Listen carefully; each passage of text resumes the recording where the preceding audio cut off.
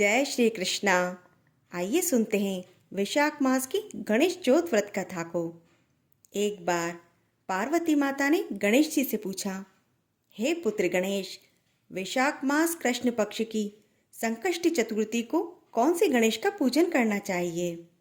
इस पर गणेश जी ने कहा, हे माता, इस दिन वक्रतुंड नामक गणेश जी का पूजन और कमल गट्टे के बने पदार्थों का भोजन करना चाहिए। पूर्व काल में यही प्रश्न भगवान श्री कृष्ण से युधिष्ठिर महाराज ने किया था। इस पर भगवान श्री कृष्ण ने जो कहा वह मैं आपसे कहता हूँ। एक बार एक क्रांतिदेव नामक प्रतापी राजा हुए। जिस प्रकार से आग तृण समूहों को जला डालती है, उसी प्रकार से वह अपने शत्रुओं के विनाशक थे। उनकी मित्रता यम, कुबेर, इंद्र आदि देवों से थी और उन्हीं के राज्य में एक धर्मकेतु नाम के ब्राह्मण रहते थे, जिनकी 2 स्त्रियां थीं। एक का नाम सुशीला था और दूसरी का नाम चंचला था। सुशीला नित्य ही कोई न कोई व्रत किया करती और इस प्रकार से उसने अपने शरीर को दुर्बल भी बना लिया।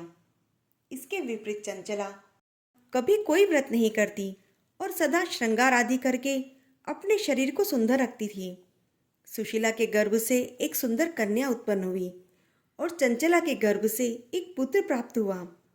चंचला सुशीला से बोली कि तूने व्रत उपवास में अपने शरीर को सुखाकर भी बेटी पैदा करी है, परंतु देख मुझे, मैंने कभी कोई व्रत नहीं किया, फिर भी मुझे पुत्र प्राप्त हुआ है। अपनी सोच के ऐसे कड़वे वचन सुनकर सुशीला के हृदय को वह चुभने लगी और वह पतिव्रता विधिवत गणेश जी की उपासना करने लगी। जब सुशीला ने भक्ति भाव से संकटनाशक गणेश जी के चतुर्थी का व्रत किया तो रात्रि में वरदायक गणेश जी ने उसे दर्शन दिए। श्री गणेश जी ने कहा, हे सुशीला, तेरी आराधना से हम अत्यधिक संतुष्ट हुए हैं। मैं तुम्हें वरदान देता हूँ कि तेरी कन्या के मुख से निरंतर मोती और मूंगा प्रवाहित होंगे। हे कल्याणी, इससे तू सदा प्रसन्न रहेगी और तुझे वेद शास्त्र वाला एक पुत्र भी प्राप्त होगा। इस प्रकार का वरदान देकर गणेश जी वहां से अंतर्ध्यान हो गए। वरदान प्राप्ति के फलस्वरूप उस कन्या के मुंह से सदैव मोती और मूंगा झड़ने लगे। कुछ दिनों के बाद सुशीला को एक पुत्र उत्पन्न हुआ। कुछ समय के बाद धर्मकेतु का स्वर्गवास हो गया। अपनी मृत्यु के पश्चात चंचला घर का सारा सामान लेकर दूसरे घर में जाकर रहने लगी, परंतु सुशीला पति गृह में रहकर ही पुत्र और पुत्री का पालन पोषण करने लगी। गणेश जी के द्वारा मिले हुए वरदान के फलस्वरूप उसकी पुत्री के मुख से सदैव मोती और मूंगा प्रवाहित होता रहता, जिसके कारण वह थोड़े समय में ही बहुत धनी हो गई। और सुशीला की सुख समृद्धि को देखकर चंचला दिन प्रतिदिन उससे ईर्ष्या करने लगी। उसी ईर्ष्या के चलते एक दिन चंचला ने सुशीला की पुत्री को एक कुएं में धकेल दिया। कुएं में प्रभु श्री गणेश जी ने उसकी रक्षा करी और उसे सकुशल अपनी माता के पास पहुंचा दिया। उस बालिका को जीवित देखकर चंचला का मन आश्चर्य से भर गया। वह सोचने लगी कि जिसकी रक्षा स्वयं ईश्वर करते हैं, उसे कौन मार सकता है।